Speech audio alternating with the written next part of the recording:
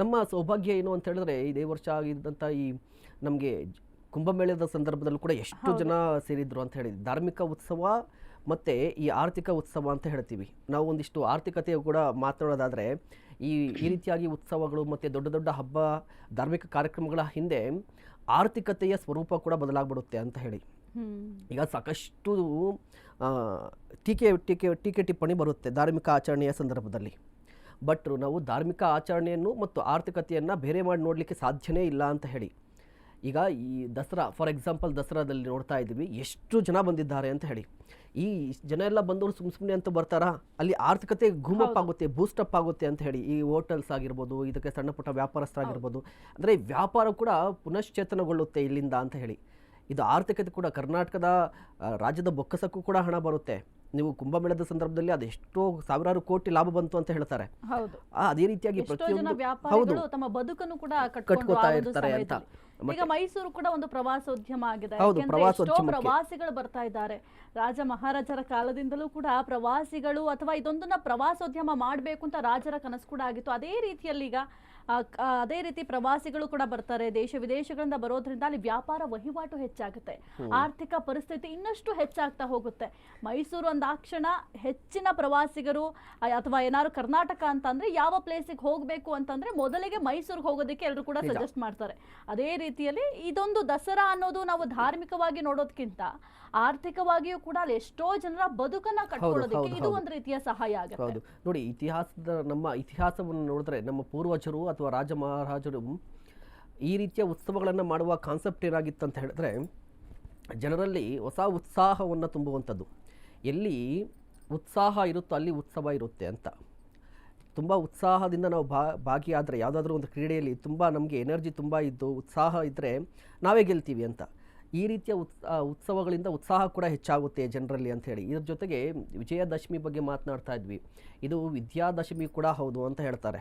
ಅಂದರೆ ವಿಜಯ ಅದು ಒಂದು ರೀತಿಯಾಗಿ ಇದನ್ನು ವಿದ್ಯಾದಶಮಿಯಾಗಿ ಕೂಡ ಹಿಂದೆ ನೋಡ್ತಾ ಇದ್ರು. ಅಂದರೆ ಈ ಹಿಂದೆ ಈ ಗುರುಕುಲಗಳ ವ್ಯವಸ್ಥೆ ಇದ್ದಂತಹ ಸಂದರ್ಭದಲ್ಲಿ ಇವತ್ತು ವಿದ್ಯಾದಾನವನ್ನು ಮಾಡ್ತಾಯಿದ್ರು, ಅಂದರೆ ವಿದ್ಯಾಭ್ಯಾಸವನ್ನು ಇವತ್ತಿನಿಂದ ಶುರು ಮಾಡ್ತಾಯಿದ್ರು ಅಂತ. ನಾವು ಈಗ ನೋಡಿ, ನಮಗೆಲ್ಲ ಆಧುನಿಕ ಶಿಕ್ಷಣ ಪದ್ಧತಿ ಬಂದಾಗ ನಾವು ಜುಲೈ ಅಂದರೆ ಜೂನಲ್ಲಿ ನಮಗೆ ವಿದ್ಯಾಭ್ಯಾಸ ಶುರುವಾಗುತ್ತೆ, ಅಂದರೆ ಶೈಕ್ಷಣಿಕ ವರ್ಷ ಶುರುವಾಗ್ತಾ ಇತ್ತು. ಬಟ್ ಈ ಹಿಂದೆ ಏನಾಗ್ತಾ ಇತ್ತು ಅಂತ ಹೇಳಿದ್ರೆ ವಿಜಯದಶಮಿ ಎಂದು ಅದು ವಿದ್ಯಾದಶಮಿಯಾಗಿ ಶುರುವಾಗ್ತಾ ಇತ್ತು ಅಂತ ಹೇಳಿ. ಕಾರಣ ಏನು ಅಂತ ಹೇಳಿದ್ರೆ ಈ ವಿಜಯದಶಮಿ ಒಂದು 3 ತಿಂಗಳು ಈ ಕಡೆ ನೋಡಿದ್ರೆ ತುಂಬ ಮಳೆಗಾಲ ಇರುತ್ತೆ. ಈಗ ಚಳಿಗಾಲ ಶುರುವಾಗುತ್ತೆ ಇನ್ನು ಮುಂದೆ ಎಲ್ಲರೂ ಕೂಡ. ಈ ಸಂದರ್ಭದಲ್ಲಿ ಸಾಕಷ್ಟು ಮಳೆ ಬರೋದಿಲ್ಲ. ಈ ಮಳೆ ನಿಂತ ಕಾರಣಕ್ಕಾಗಿ ಜೊತೆಗೆ ಸೂರ್ಯ ಈಗ ಬರ್ತಾ ಇರ್ತಾನೆ. ಈ ಹಿಂದೆ ಸಾಕಷ್ಟು ಮಳೆ ಬಂದಂಥ ಸಂದರ್ಭದಲ್ಲಿ ಸೂರ್ಯನೇ ಕಾಣಿಸ್ಕೊತಾ ಇರಲಿಲ್ಲ. ನಾವು ಈಗ ನಮ್ಮ ಅಜ್ಜಿಯನ್ನು ಕೇಳಿದ್ರೆ ಇದು ಮಳೆ ಏನೂ ಇಲ್ಲ, ನಾವಿದ್ದಾಗ ಮಳೆ ಬರ್ತಾ ಇತ್ತು ನೋಡಿರಬೇಕಿತ್ತು, ಸೂರ್ಯನೇ ಕಾಣಿಸ್ತಾ ಇರಲಿಲ್ಲ ಅಂತ ಹೇಳ್ತಾ ಇದ್ರಲ್ವಾ. ಆಗ ಈ 15 ದಿನಗಳು ನೋಡಿ, ಆರಂಭದಲ್ಲಿ ಪಿತೃಪಕ್ಷ 15 ದಿನ ಬಂತು. ಅದಾದ ನಂತರ ಈಗ 9 ದಿನಗಳ ಕಾಲ ನವರಾತ್ರಿ. ಈ ಪೀರಿಯಡನ್ನು ಏನು ಮಾಡ್ತೀವಿ ಅಂತ ಹೇಳಿದ್ರೆ ಕಂಪ್ಲೀಟಾಗಿ ಧಾರ್ಮಿಕ ಆಚಾರ ವಿಚಾರಗಳಲ್ಲಿ ತೋಡ್ಕೊಂಡಿರ್ತೀವಿ ಮತ್ತು ಮಳೆ ಬರ್ತಾ ಇರುತ್ತೆ. ಬಟ್ ಈ ವಿಜಯ ದಶಮಿ ಬಳಿಕ ಪ್ರಕೃತಿಯಲ್ಲೂ ಕೂಡ ಒಂದಿಷ್ಟು ಬದಲಾವಣೆ ಆಗಿಬಿಡುತ್ತೆ. ಈ ಪ್ರಕೃತಿಯಲ್ಲಿ ಬದಲಾವಣೆ ಆಗುತ್ತೆ. ನಾವು ಯಾವುದೇ ರೀತಿಯಾಗಿ ಹೊಸ ಕೆಲಸವನ್ನು ಮಾಡಬೇಕು ಅಂತ ಹೇಳಿದ್ರು ಕೂಡ ಪ್ರಕೃತಿ ನಮಗೆ ಅನುಕೂಲ ಮಾಡಬೇಕು, ಅಂದರೆ ಪ್ರಕೃತಿಯ ಸಹಕಾರ ಕೂಡ ನಮಗೆ ಇರಬೇಕಾಗುತ್ತೆ. ಇದೇ ಕಾರಣಕ್ಕಾಗಿ ಈ ಹಿಂದೆ ಗುರುಕುಲ ಪದ್ಧತಿಯಲ್ಲೂ ಕೂಡ ವಿದ್ಯಾದಶಮಿ ಅಂತ ಶುರು ಮಾಡ್ತಾ ಇದ್ರು. ಇವತ್ತು ಸಾಮಾನ್ಯವಾಗಿ ಒಂದು ಮಾತಿದೆ, ಸರಸ್ವತಿ ಪೂಜೆಗಾದರೂ ಮನೇಲಿ ಒಂದು ಬುಕ್ ಇರಬೇಕು ಅಂತ ಹೇಳ್ತಾ ಇದ್ರು. ಅಂದರೆ ನೀವು ಪುಸ್ತಕವನ್ನು ಓದಲಿಲ್ಲ ಅಂದ್ರೂ ಪರವಾಗಿಲ್ಲ, ಮಕ್ಕಳು ಇಲ್ಲ ಅಂದ್ರೂ ಪರವಾಗಿಲ್ಲ, ಸರಸ್ವತಿ ಪೂಜೆಗೆ ಒಂದು ಬುಕ್ ಇರಬೇಕು ಅಂತ. ಇದೇ ಕಾರಣಕ್ಕೆ ಅಂದರೆ ಇವತ್ತು ನಾವು ಪುಸ್ತಕಗಳನ್ನು ಕೂಡ ಪೂಜೆ ಮಾಡ್ತಾ ಇದ್ದೀವಿ. ಚಿಕ್ಕ ವಯಸ್ಸಲ್ಲಿ ನಾವು ಸಣ್ಣವರಾಗಿದ್ದಾಗ ನಮ್ಮ ಪುಸ್ತಕಗಳನ್ನು ಕೂಡ ಇಟ್ಟು ಪೂಜೆ ಮಾಡಿ ಸರಸ್ವತಿ ಪೂಜೆಯನ್ನು ಮಾಡ್ತಾ ಇದ್ವಿ. ಅಂದರೆ 3 ದೇವಿಗಳ ಪೂಜನೆ ಅಂತ, ಒಂದು ಮಹಾಕಾಳಿಯ ಪೂಜೆ, ಒಂದು ಮಹಾಲಕ್ಷ್ಮಿಯ ಪೂಜೆ, ಮತ್ತೊಂದು ಮಹಾಸರಸ್ವತಿಯ ಪೂಜೆ ಅಂತ ಹೇಳಿ. ಆ ಸಂಪತ್ತಿಗಾಗಿ ನಾವು ಲಕ್ಷ್ಮಿಯನ್ನು ಆರಾಧನೆ ಮಾಡ್ತಾ ಇದ್ವಿ, ಶತ್ರು ಸಂಹಾರಕ್ಕಾಗಿ ನಾವು ಮಹಾದುರ್ಗಿಯನ್ನು ಆರಾಧನೆ ಮಾಡುವಂಥದ್ದು. ಅದೇ ರೀತಿಯಾಗಿ ವಿದ್ಯಾ ಅಂದರೆ ನಮಗೆ ಅರಿವಿಗೆ ಜ್ಞಾನಕ್ಕಾಗಿ ನಾವು ಮಹಾಸರಸ್ವತಿಯನ್ನು ಪೂಜನೆ ಮಾಡ್ತೀವಿ. ಇವತ್ತಿಂದ ವಿಜಯದಶಮಿ ಅಂದರೆ ವಿದ್ಯಾದಶಮಿ ಕೂಡ ಆರಂಭವಾಗ್ತಿತ್ತು ಅಂತ ಈ ಹಿಂದೆ ಒಂದಿಷ್ಟು ಪುರೋಹಿತರು ಕೂಡ ಹೇಳ್ತಾ ಇದ್ರು. ಅದು ಮೇ ಬಿ ಆಗಿರಬಹುದು ಅಂತ ನನಗೆ ಅನಿಸ್ತಾ ಇರುವಂಥದ್ದು. ಭಾರತ ನಿಂತಿರುವಂಥದ್ದು ನಂಬಿಕೆ ಆಚಾರ ವಿಚಾರಗಳ ಮೇಲೆ. ಮತ್ತು ಇನ್ನೊಂದು ಮಾತೇನಂತ ಹೇಳಿದ್ರೆ ಇತ್ತೀಚಿನ ದಿನಗಳಲ್ಲಿ ದ್ವೇಷ ಹೆಚ್ಚಾಗ್ತಾ ಇದೆ ಅಂತ. ನಾವು ತುಂಬ ಪ್ರಾಕ್ಟಿಕಲ್ ಆಗಿ ಮಾತನಾಡೋದಾದರೆ ದ್ವೇಷ ಇತ್ತೀಚಿನ ದಿನಗಳಲ್ಲಿ ಎಲ್ಲರಲ್ಲೂ ಕೂಡ ಒಂದು ರೀತಿಯಾಗಿ ಸಮಾಜದಲ್ಲಿ ದ್ವೇಷದ ಮನೋಭಾವ ಕಾಣಿಸ್ತಾ ಇದೆ. ಕೋಮುಗಳ ನಡುವೆ ದ್ವೇಷ ಉಂಟಾಗ್ತಾ ಇದೆ. ಈ ದ್ವೇಷಕ್ಕೆ ಮದ್ದೇನು ಅಂತ ಹೇಳಿದ್ರೆ ಧರ್ಮವೇ ದ್ವೇಷಕ್ಕೆ ಮದ್ದು ಅಂತ. ಎಲ್ಲಿ ದ್ವೇಷ ಇರುತ್ತೋ ಆ ದ್ವೇಷಕ್ಕೆ ಮದ್ದು ಏನು ಅಂತ ಹೇಳಿದ್ರೆ ಧರ್ಮ ಅಂತ ಹೇಳಿ. ಬಟ್ ಇತ್ತೀಚಿನ ದಿನಗಳಲ್ಲಿ ಏನಾಗ್ತಾ ಇದೆ, ಧರ್ಮದವನ್ನೇ ಗಲಭೆ ಮಾಡ್ಲಿಕ್ಕೆ ಶುರು ಅದೇ ಮಾಡ್ಕೊಂಡ್ಬಿಟ್ಟಿದ್ದಾರೆ. ಈಗ ಧರ್ಮದ ವಿಚಾರವೇ ದ್ವೇಷವಾಗ್ಬಿಡ್ತಾ ಇದೆ. ಆ ರೀತಿ ಆಗಬಾರ್ದು ಅಂತ. ಧರ್ಮ, ಆಚಾರ, ವಿಚಾರ ಅದೆಲ್ಲವೂ ಕೂಡ ಅವರವರಿಗೆ ಬಿಟ್ಟಂತಹ ಸಂಪ್ರದಾಯ, ಅವರವರಿಗೆ ಬಿಟ್ಟಂತಹ ವಿಚಾರ. ಅದನ್ನ ಗಲಭೆ ಮಾಡ್ಕೊಳ್ಳೋದಾಗಿರಬಹುದು ಅಥವಾ ಅದನ್ನ ಪ್ರಶ್ನೆ ಮಾಡೋ ಅಧಿಕಾರ ಯಾರಿಗೂ ಕೂಡ ಇರೋದಿಲ್ಲ. ಹಾಗೆ ನಮ್ಮ ಹಿಂದೂ ಧರ್ಮ ಅಂತ ಬಂದಾಗ ನಮ್ಮದೇ ಆದಂತಹ ಆಚಾರ, ವಿಚಾರ, ಸಂಪ್ರದಾಯ ಎಲ್ಲವೂ ಕೂಡ ಇರುತ್ತೆ. ನೋಡಿ, ಈ ದಸರಾ ಅನ್ನೋದು ಕೇವಲ ಹಿಂದೂಗಳ ಹಬ್ಬ ಮಾತ್ರ ಆಗಿಲ್ಲ. ಈಗ ಮುಸ್ಲಿಮರು ಕೂಡ ಇದರಲ್ಲಿ ಸಾಕಷ್ಟು ಮಂದಿ ಜಾತ್ಯತೀತವಾಗಿ ನಡೆಯುವಂತಹ ಹಬ್ಬ ಅಂತ ಹೇಳಬೇಕು. ಅಲ್ಲಿ ನನ್ನ ಆರ್ಥಿಕತೆಯ ಬಗ್ಗೆ ಮಾತನಾಡ್ತಾ ಇದ್ವಿ ಆಗಲೇ ನಾವು. ಇದರಲ್ಲಿ ಸಾಕಷ್ಟು ಸಂಖ್ಯೆಯಲ್ಲಿ ಎಲ್ಲ ಸಮುದಾಯದವರು ಕೂಡ ಭಾಗಿಯಾಗಿರ್ತಾರೆ. ಅಲ್ಲಿ ಲೈಟಿಂಗ್ಸ್ ಹಾಕೋರು, ಮತ್ತು ಕುದುರೆಗಳನ್ನು ಸಾಕೋರು, ಅದೇ ರೀತಿಯಾಗಿ ಮಾವುತರು, ಕಾವಾಡಿಗರು ಎಲ್ಲರೂ ಕೂಡ ಎಲ್ಲ ಜನಾಂಗದವರು ಕೂಡ ಇರ್ತಾರೆ.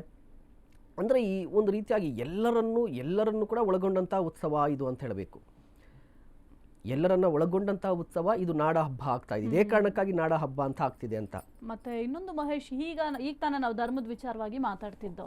ಧರ್ಮ ಅಂತ ಬಂದಾಗ ಅಲ್ಲಿ ನೀವು ಹೇಳ್ತಾ ಇದ್ರಿ ಕಾವಾಡಿಗರಾಗಿರ್ಬಹುದು ಅಥವಾ ಆನೆಗೆ ಬಟ್ಟೆ ಹೊಲಿಯೋರು ಕೂಡ ಬೇರೆ ಧರ್ಮದವ್ರೆ. ಹೌದು ಹೌದು. ನಾವೀಗ ಧರ್ಮದ ವಿಚಾರ ಅಂತ ಪ್ರಸ್ತಾಪ ಮಾಡಿದಾಗ ಅಲ್ಲಿ ಲೈಟಿಂಗ್ಸ್ ಅಂತ ಹೇಳಿದ್ರಿ, ಲೈಟಿಂಗ್ಸ್ ಕೂಡ ಅಲ್ಲಿ ಬೇರೆ ಧರ್ಮದವರೇ ಹಾಕ್ತಾ ಇದ್ದಾರೆ.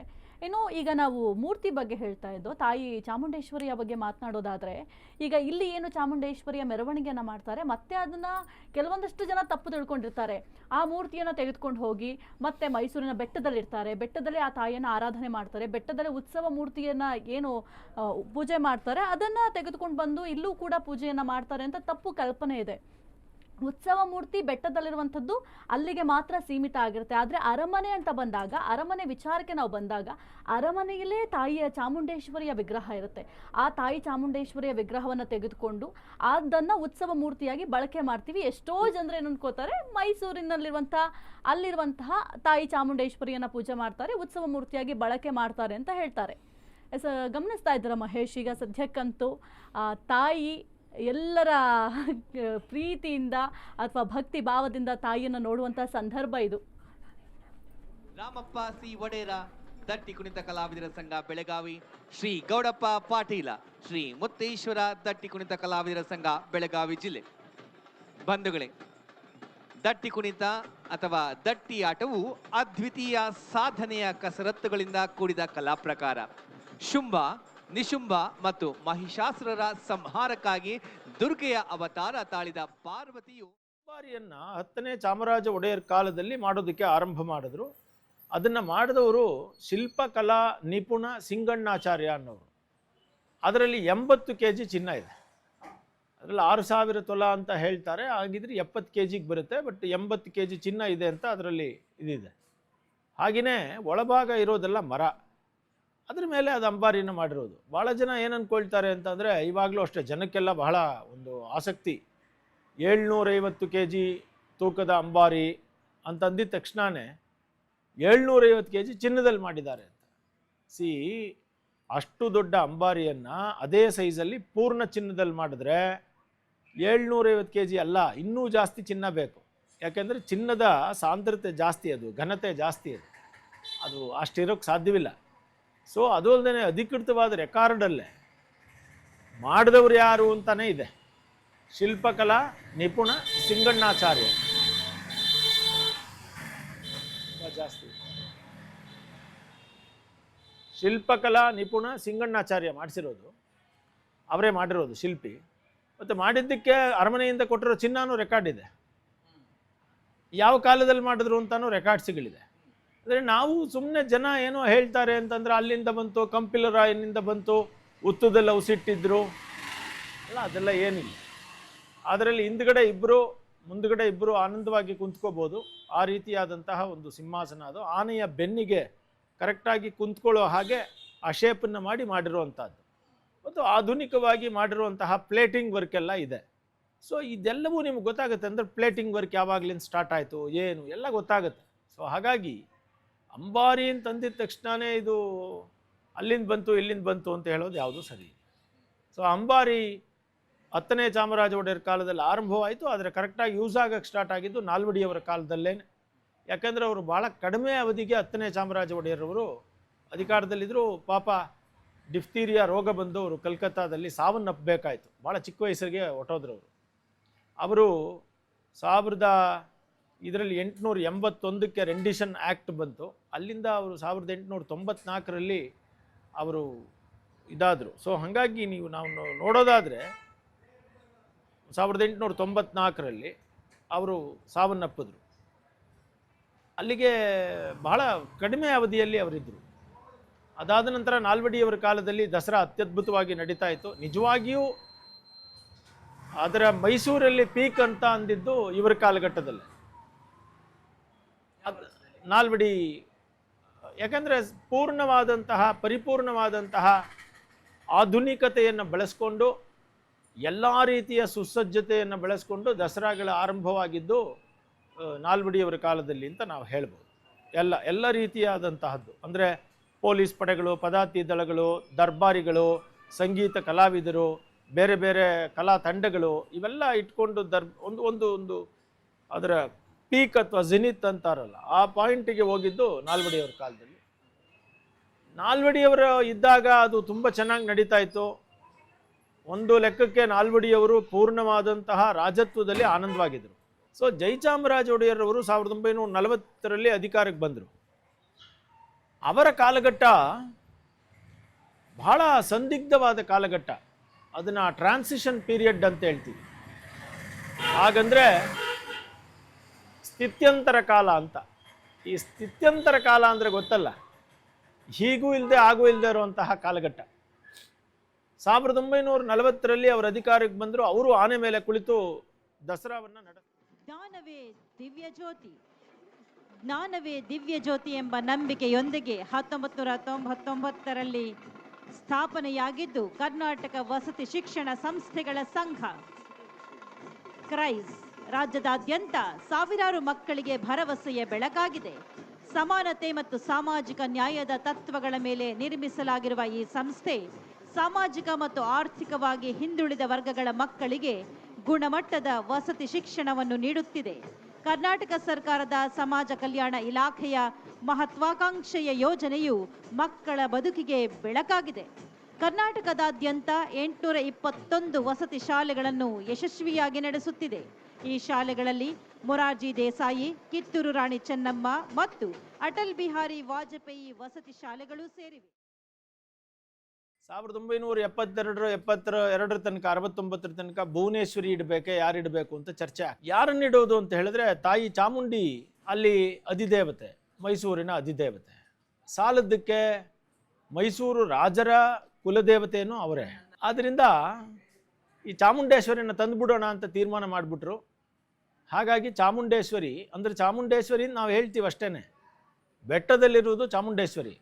ಬಟ್ ಇಲ್ಲಿ ಹೋಗ್ತಾ ಇರೋದು, ಮೆರವಣಿಗೆಯಲ್ಲಿ ಹೋಗ್ತಾ ಇರೋದು ಮಹಿಷಾಸುರ ಮರ್ದಿನಿ. ಇಲ್ಲಿ ಮಹಿಷಾಸುರ ಮರ್ದಿನಿ ಅನ್ನೋದು ನಮ್ಮ ಪುರಾಣಗಳ ಪ್ರಕಾರ ಒಂದು ಕಥೆಯನ್ನು ತಿಳ್ಕೋಬೇಕು ನೀವು. ಚಂಡಮುಂಡಾಸುರನನ್ನ ಸಂಹಾರ ಮಾಡಿದ್ದು ಚಾಮುಂಡಿ, ಅದು ಬೆಟ್ಟದ ಮೇಲೆ ಇರೋದು. ಮಹಿಷಾಸುರನನ್ನ ಸಂಹಾರ ಮಾಡಿದ್ದು ಮಹಿಷಾಸುರ ಮರ್ದಿನಿ, ಅದು ಮಹಾಲಕ್ಷ್ಮಿ. ಶುಂಭ ನಿಶುಂಭರನ್ನ ಸಂಹಾರ ಮಾಡಿರೋದು ಸರಸ್ವತಿ ಅದು. ಸೊ ಹಾಗಾಗಿ ಬಹಳ ಜನಕ್ಕೆ ಗೊತ್ತಿಲ್ಲದೆ ಇರೋದೇನು ಅಂತಂದ್ರೆ, ಈ ಮೂರೂ ದೇವತೆಗಳನ್ನ ಮೈಸೂರು ಅರಮನೆಯಲ್ಲಿ ಆವಾಹನೆ ಮಾಡಿ ಪೂಜೆ ಮಾಡ್ತಾರೆ ದಸರಾ ಸಮಯದಲ್ಲಿ. ಅಂದ್ರೆ ಇದು ನಾನು ಇವಾಗ ದಸರಾ ಬಗ್ಗೆ ಹೇಳ್ತಾ ಇದ್ದೀನಿ, ಖಾಸಗಿ ದರ್ಬಾರ್ ಬಗ್ಗೆನೂ ಹೇಳ್ತೀನಿ. ಅಂದ್ರೆ ಅರಮನೆಯಲ್ಲಿ ಏನ್ ಮಾಡ್ತಾರೆ ಅಂತ, ಅಲ್ಲಿ ನಿಮಗೆ ಪೂಜೆ ಮಾಡೋದು ಈ ಮೂರು ದೇವಿಯರನ್ನ. 3 ದಿನ ಮಹಾಕಾಳಿ, 3 ದಿನ ಮಹಾಲಕ್ಷ್ಮಿ, 3 ದಿನ ಮಹಾಸರಸ್ವತಿ ಅಂತ. ಚಾಮುಂಡಿ ಬೆಟ್ಟದಲ್ಲೂ ಹಾಗೇನೆ. ಬೇರೆ ಕಡೆಲೆಲ್ಲ 9 ದಿನಗಳಲ್ಲಿ ಶೈಲಪುತ್ರಿ, ಬ್ರಹ್ಮಚಾರಿಣಿ, ಚಂದ್ರಘಂಟ, ಕೂಷ್ಮಾಂಡ, ಸ್ಕಂದಮಾತ, ಸಿದ್ಧಿದಾತ್ರಿ, ಕಾಳರಾತ್ರಿ ಹೀಗೆ ಪೂಜೆ ಮಾಡ್ತಾರೆ. ನಮ್ಮಲ್ಲಿ ಹಾಗಿಲ್ಲ. ಇಲ್ಲಿ 3 ದಿನ ಮಹಾಲಕ್ಷ್ಮಿ, 3 ದಿನ ಮಹಾಕಾಳಿ, ಮಹಾಸರಸ್ವತಿ. ಇದು ದುರ್ಗಾ ಸಪ್ತಶತಿಯಲ್ಲಿ ಹೇಳಿರೋ ಪೂಜೆ ಇದು. ಮಹಿಷಾಸುರ ಮರ್ದಿನಿ ಮಹಾಲಕ್ಷ್ಮಿ. ಸೊ ಮಹಿಷಾಸುರ ಮರ್ದಿನಿನ ಚಾಮುಂಡೇಶ್ವರಿ ಮಾಡಿ ಇಲ್ಲಿ ಆನೆಯ ಮೇಲೆ ಇಟ್ಟರು, ಅದೇ ನಡ್ಕೊಂಡು ಬರ್ತಾ ಇದೆ. ಇದು ಅಷ್ಟಕ್ಕೆ ನಿಲ್ಲಿಲ್ಲ. ಒಂದು ಮಹಿಷಾಸುರ ಮರ್ದಿನಿಯ ಪ್ರತಿಮೆಯನ್ನ ಆವತ್ತಿನ ಆರ್ಕಿಯಾಲಜಿಕಲ್ ಡೈರೆಕ್ಟರ್ ಆಗಿದ್ದಂತಹ ನಾಗರಾಜು ಸರ್ ಅವರು ಒಂದು ವಿಗ್ರಹವನ್ನು ಮಾಡಿಸಿದ್ರು ಆರಂಭದಲ್ಲಿ 72-73ನಲ್ಲಿ. ಅದು ಅವರು ಮಾಡಿಸಿದ್ದು ಕಲಾವಿದರು ಯಾರು ಅಂತ ಕೇಳಿದ್ರೆ ಅವರು ತಮಿಳುನಾಡಿನ ಕಲಾವಿದರು. ಅವರು ಚೋಳ ಸ್ಟೈಲಲ್ಲಿ ಮಾಡಿದ್ರು. ಬಹಳ ದಿನ ಅದು ಉತ್ಸವ ಹೋಗ್ತಾ ಇತ್ತು. ಕೆಲವರು ಅದಕ್ಕೂ ಅಬ್ಜೆಕ್ಷನ್ ಮಾಡಿದ್ರು. ಕರ್ನಾಟಕದ ಚಾಮುಂಡೇಶ್ವರಿ ಮಹಿಷಮರ್ದಿನಿ ಚೋಳರ ಸ್ಟೈಲಲ್ಲಿ ಯಾಕಿರಬೇಕು, ನಮ್ಮ ಮೈಸೂರು ಸ್ಟೈಲಲ್ಲಿ ಇರೋದು ಬೇಡವೆ ಅಂತ. ಆಗ ಮತ್ತೆ ವಿಗ್ರಹವನ್ನು ಬದಲಾವಣೆ ಮಾಡಲಾಯಿತು. ಈಗ ಇರೋದು ಹೊಯ್ಸಳ ಶೈಲಿಯಲ್ಲಿರುವಂತಹ ವಿಗ್ರಹ. ಇದಕ್ಕೆ ಮೊದಲು ಚೋಳ ಶೈಲಿಯಲ್ಲಿರುವಂತಹ ವಿಗ್ರಹ ಮೆರವಣಿಗೆಯಲ್ಲಿ ಹೋಗ್ತಾ ಇತ್ತು. ಹೀಗೆಲ್ಲ ಅದರ ಇತಿಹಾಸ ಅತ್ಯಂತ ರೋಚಕವಾಗಿದೆ. ಇನ್ನು ಮೈಸೂರು ಅರಸರಿಗೂ ಈ ಚಾಮುಂಡಿಗೂ ಯಾಕೆ ಸಂಬಂಧ ಅಂತ ಕೇಳಿದ್ರೆ, ಮೈಸೂರು ಅರಸರು ಮೂಲತಃ ಯದು ವಂಶದವರು. ಇವರಿದ್ದಿದ್ದು ಯದುವಿನ ವಂಶದಲ್ಲಿ, ಗುಜರಾತಲ್ಲಿ. ಅಂದರೆ ಯದುವಿನ ವಂಶದಲ್ಲಿಯೇ ಕೃಷ್ಣ ಬಂದಿದ್ದು. ಆ ಕೃಷ್ಣನ ವಂಶದಲ್ಲಿ ಹುಟ್ಟಿದವರು. ಇವರಿಗೆ ಕುಲದೇವತೆ ಅವರ ಶಾಸನಗಳ ಪ್ರಕಾರ ಶ್ರೀ ಚಲುವನಾರಾಯಣ ಸ್ವಾಮಿ. 1972 ತನಕ 69 ತನಕ ಭುವನೇಶ್ವರಿ ಇಡಬೇಕೆ, ಯಾರಿಡಬೇಕು ಅಂತ ಚರ್ಚೆ ಆಗಿ, ಯಾರನ್ನಿಡೋದು ಅಂತ ಹೇಳಿದ್ರೆ ತಾಯಿ ಚಾಮುಂಡಿ ಅಲ್ಲಿ ಅಧಿದೇವತೆ, ಮೈಸೂರಿನ ಅಧಿದೇವತೆ. ಸಾಲದ್ದಕ್ಕೆ ಮೈಸೂರು ರಾಜರ ಕುಲದೇವತೆಯೂ ಅವರೇ. ಆದ್ದರಿಂದ ಈ ಚಾಮುಂಡೇಶ್ವರಿನ ತಂದುಬಿಡೋಣ ಅಂತ ತೀರ್ಮಾನ ಮಾಡಿಬಿಟ್ರು. ಹಾಗಾಗಿ ಚಾಮುಂಡೇಶ್ವರಿ ಅಂದರೆ ಚಾಮುಂಡೇಶ್ವರಿ ನಾವು ಹೇಳ್ತೀವಿ ಅಷ್ಟೇ, ಬೆಟ್ಟದಲ್ಲಿರುವುದು ಚಾಮುಂಡೇಶ್ವರಿ. ಬಟ್ ಇಲ್ಲಿ ಹೋಗ್ತಾ ಇರೋದು, ಮೆರವಣಿಗೆಯಲ್ಲಿ ಹೋಗ್ತಾ ಇರೋದು ಮಹಿಷಾಸುರ ಮರ್ದಿನಿ. ಇಲ್ಲಿ ಮಹಿಷಾಸುರ ಮರ್ದಿನಿ ಅನ್ನೋದು ನಮ್ಮ ಪುರಾಣಗಳ ಪ್ರಕಾರ ಒಂದು ಕಥೆಯನ್ನು ತಿಳ್ಕೋಬೇಕು ನೀವು. ಚಂಡಮುಂಡಾಸುರನನ್ನ ಸಂಹಾರ ಮಾಡಿದ್ದು ಚಾಮುಂಡಿ, ಅದು ಬೆಟ್ಟದ ಮೇಲೆ ಇರೋದು. ಮಹಿಷಾಸುರನನ್ನ ಸಂಹಾರ ಮಾಡಿದ್ದು ಮಹಿಷಾಸುರ ಮರ್ದಿನಿ, ಅದು ಮಹಾಲಕ್ಷ್ಮಿ. ಶುಂಭ ನಿಶುಂಭರನ್ನ ಸಂಹಾರ ಮಾಡಿರೋದು ಸರಸ್ವತಿ. ಅದು ಸೊ ಹಾಗಾಗಿ ಬಹಳ ಜನಕ್ಕೆ ಗೊತ್ತಿಲ್ಲದೆ ಇರೋದೇನು ಅಂತಂದ್ರೆ, ಈ ಮೂರೂ ದೇವತೆಗಳನ್ನ ಮೈಸೂರು ಅರಮನೆಯಲ್ಲಿ ಆವಾಹನೆ ಮಾಡಿ ಪೂಜೆ ಮಾಡ್ತಾರೆ ದಸರಾ ಸಮಯದಲ್ಲಿ. ಅಂದ್ರೆ ಇದು ನಾನು ಇವಾಗ ದಸರಾ ಬಗ್ಗೆ ಹೇಳ್ತಾ ಇದ್ದೀನಿ, ಖಾಸಗಿ ದರ್ಬಾರ್ ಬಗ್ಗೆನೂ ಹೇಳ್ತೀನಿ. ಅಂದ್ರೆ ಅರಮನೆಯಲ್ಲಿ ಏನ್ ಮಾಡ್ತಾರೆ ಅಂತ, ಅಲ್ಲಿ ನಿಮಗೆ ಪೂಜೆ ಮಾಡೋದು ಈ ಮೂರು ದೇವಿಯರನ್ನ. 3 ದಿನ ಮಹಾಕಾಳಿ, 3 ದಿನ ಮಹಾಲಕ್ಷ್ಮಿ, 3 ದಿನ ಮಹಾಸರಸ್ವತಿ ಅಂತ. ಚಾಮುಂಡಿ ಬೆಟ್ಟದಲ್ಲೂ ಹಾಗೇನೆ. ಬೇರೆ ಕಡೆಲೆಲ್ಲ 9 ದಿನಗಳಲ್ಲಿ ಶೈಲಪುತ್ರಿ, ಬ್ರಹ್ಮಚಾರಿಣಿ, ಚಂದ್ರಘಂಟ, ಕೂಷ್ಮಾಂಡ, ಸ್ಕಂದಮಾತ, ಸಿದ್ಧಿದಾತ್ರಿ, ಕಾಳರಾತ್ರಿ ಹೀಗೆ ಪೂಜೆ ಮಾಡ್ತಾರೆ. ನಮ್ಮಲ್ಲಿ ಹಾಗಿಲ್ಲ. ಇಲ್ಲಿ 3 ದಿನ ಮಹಾಲಕ್ಷ್ಮಿ, 3 ದಿನ ಮಹಾಕಾಳಿ, ಮಹಾಸರಸ್ವತಿ. ಇದು ದುರ್ಗಾ ಸಪ್ತಶತಿಯಲ್ಲಿ ಹೇಳಿರೋ ಪೂಜೆ. ಇದು ಮಹಿಷಾಸುರ ಮರ್ದಿನಿ ಮಹಾಲಕ್ಷ್ಮಿ. ಸೊ ಮಹಿಷಾಸುರ ಮರ್ದಿನಿನ ಚಾಮುಂಡೇಶ್ವರಿ ಮಾಡಿ ಇಲ್ಲಿ ಆನೆಯ ಮೇಲೆ ಇಟ್ಟರು, ಅದೇ ನಡ್ಕೊಂಡು ಬರ್ತಾ ಇದೆ. ಇದು ಅಷ್ಟಕ್ಕೆ ನಿಲ್ಲಿಲ್ಲ.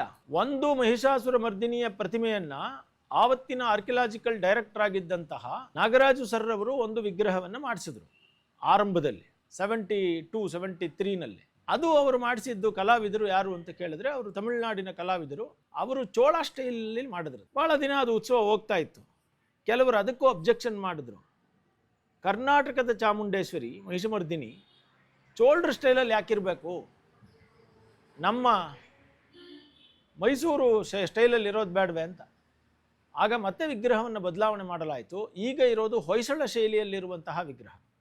ಇದಕ್ಕೆ ಮೊದಲು ಚೋಳ ಶೈಲಿಯಲ್ಲಿರುವಂತಹ ವಿಗ್ರಹ ಮೆರವಣಿಗೆಯಲ್ಲಿ ಹೋಗ್ತಾ ಇತ್ತು.